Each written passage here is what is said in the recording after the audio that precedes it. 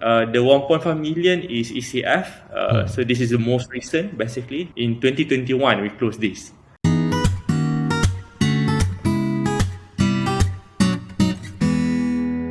Welcome to the Get Funded podcast by iSearch. So today we have Arief, the CEO of Serv, on the show. So Serv is a vehicle super app for car owners to easily access car-related services, repair, tracking, and everything can be done in one platform. So today I'll be discussing with Arief on how Serv managed to obtain 2.3 million in funding, and Arief will also share some tips on how you can get funding for your business. So welcome to the show, Arief. Yeah, thank you. Thank you, Ben. All right. Yeah, thank you for having me. So let's begin. So the first thing is, could you just share a bit about the story of Serv and also like what are the problems that Serv aim to solve? All right. So first of all, I would like to start with why we exist, basically. So we are actually a digital transformation technology company, but it just happened that we are in like specifically automotive industry, right? Yeah. So what we do is that we have two segmentations of problem statements and also solutions. So we have for the B2C, for the end customers, which in this context is the vehicle owners, and also we have a B2B segment, which is all these businesses in automotive industries. So basically, these problems of vehicle owners is about the vehicle ownership. It is just how do you actually own the vehicles, and then you can access to all the services and everything. So all these hassles, not knowing and all that, lack of information and all that, we kind of digitalize it into one platform. So basically you can access anything that you need with regards to your vehicles, and then you can search for services and all that, and then even record keeping and everything is being kept. And it can be accessible all inside the platform using the app actually. And then for the business side, basically all the businesses that they are available in the app, so basically we kind of separate the segmentation, which we provide a business tool for them. So basically the problems that we are solving is the operations process and efficiency basically of that particular businesses, and also by having the tools that we provide, so basically we also have them to be accessible in the marketplace inside the app. So that's how we kind of have it jive in together. Basically, even though if we look at it, it's like a platform that have two sides of customers, but we have value proposition for these both sides of segmentation basically. I see. So does it mean that, let's say if I need car servicing services and then I just go to the app and browse through which are the, let's say, workshop that I am interested in, and then I just contact them through your app. Is it correct? Yeah, so you can contact them through the app, and then you can navigate to the workshops, and then when you arrive there, you can actually proceed for check-in and also proceed with payment.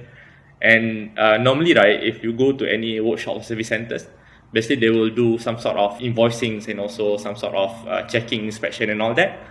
But the unique of us is that whatever that has been done to your vehicles, whatever that has been inspected, and then the results and all that your car have and all that, so we make it accessible. Basically, you can always look at it back. So all the records is in your app. So that's the unique of it, right? Basically, instead of just a listing marketplace, basically we have it end to end.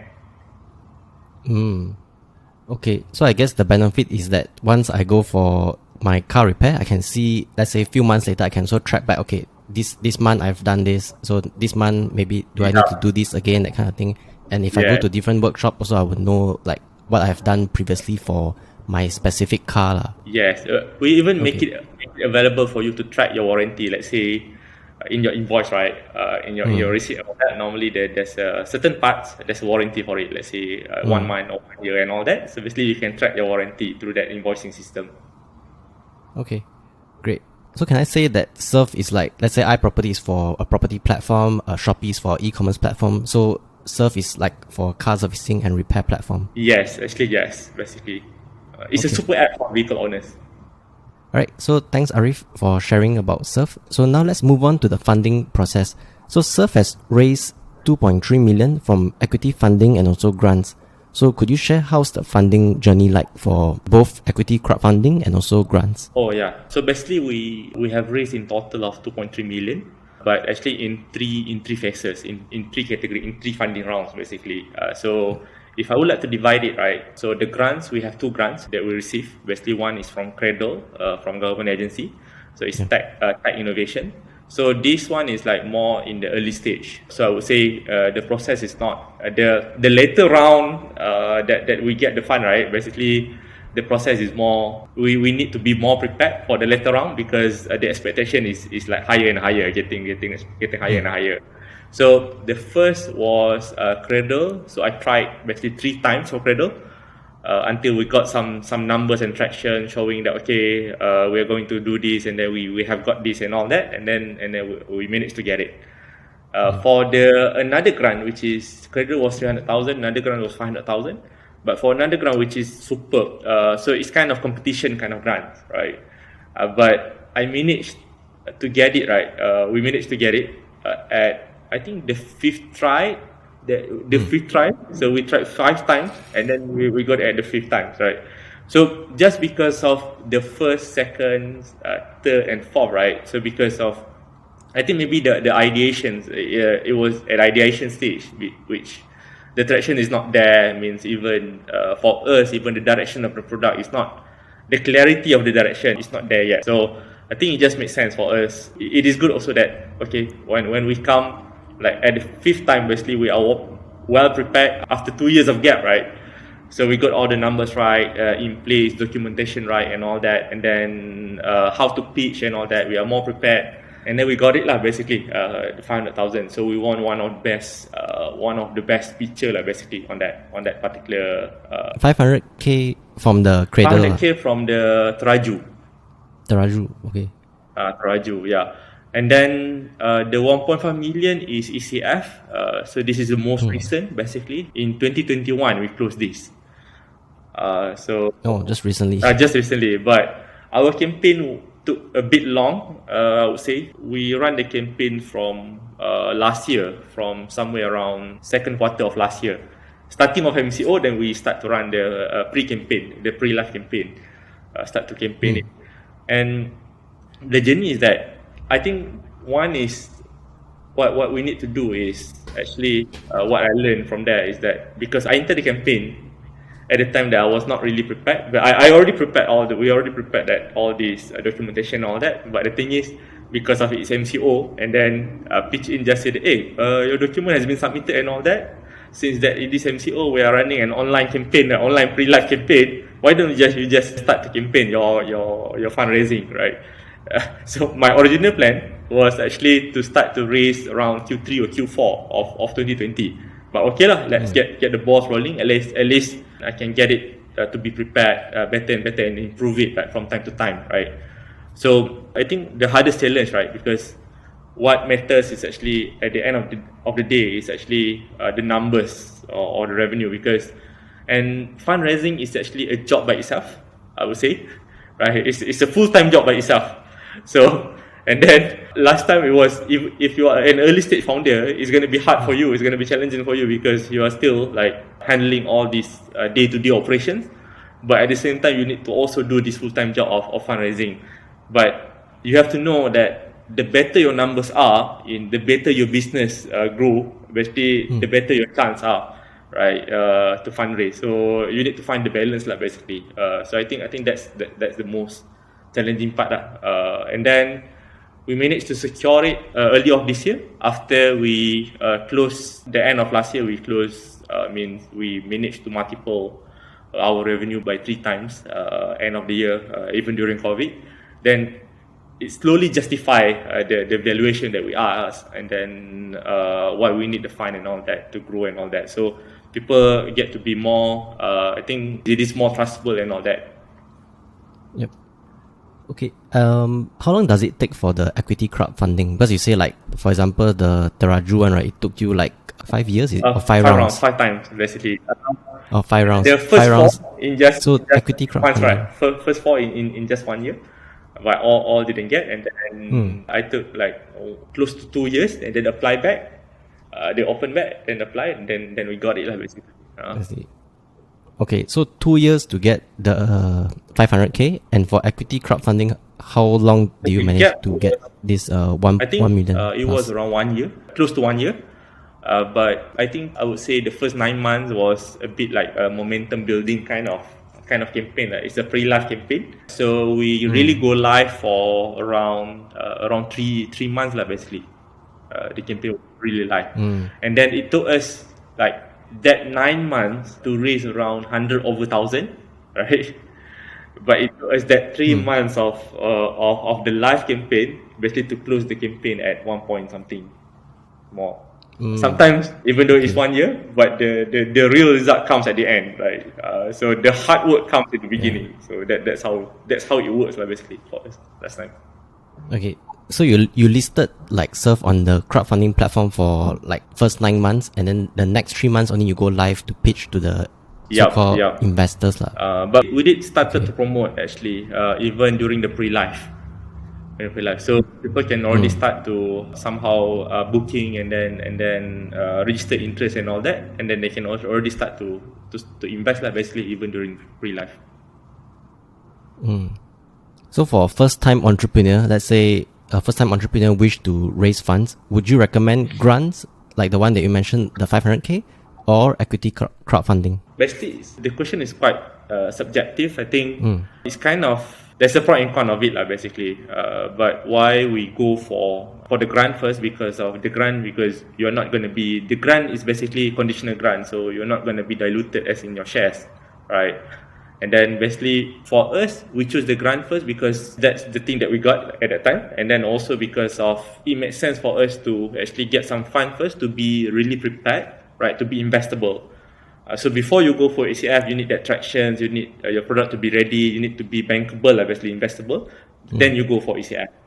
But it's okay actually if you want to go ECF a bit earlier, you want to go for funding a bit earlier, but you need to be okay with like your valuation to be lower, basically. So for us, we want to push for first equity fundraising at a higher valuation. So we got the grant first, we bootstrap, we build the tractions, got enough revenue first, then we raise fund. Okay. So now you have this 2.3 million in funds. What are you going to reinvest it for the business? Yeah, so the utilization of this fund is basically the 2.3, basically the 800,000, the grant was like a years back. So I would say we already like 90% utilize it. But the ECF, basically the 1.5 million is basically, one is to capture the market of this year, to really like strengthen our team. So because last time, because it's like a family kind of team, right? Basically, you just have like around 12 people and all that. Now we expand the team to 20 over people, and then it's about structuring like really solidify the team, and also it's kind of preparation for us to go to expand to overseas actually. So this year we're targeting to have at least a pilot in another country, in another market. Currently, is Serv available in Malaysia, every state, or is just say certain states? Yeah, in every state basically. Okay. In every state. Right. So overseas, we just got available in every state since July last year, I would say.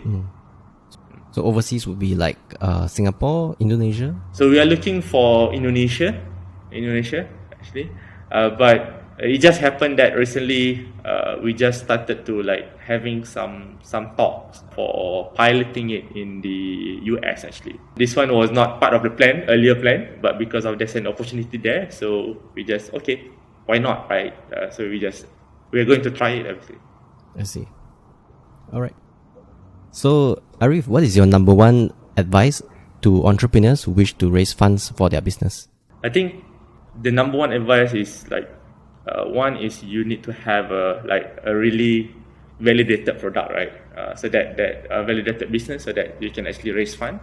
And then how do you really validate it? It's not by just having survey and all that. It's not just by having like a good product and all that, but actually the real validation is your actual like usability of the product, and also the revenue that you can get. So I think whatever you are trying to do, right, let's say fundraising and all that, what matters the most that can speak for you is your numbers. So let's say if you get the revenue right, if you get the numbers, the user base right, and then it's going to be easier for you to raise fund. So that is the most, I think, number one preparation that you need to do, get your numbers to be like really, really good, then it's going to be easier for you to raise fund.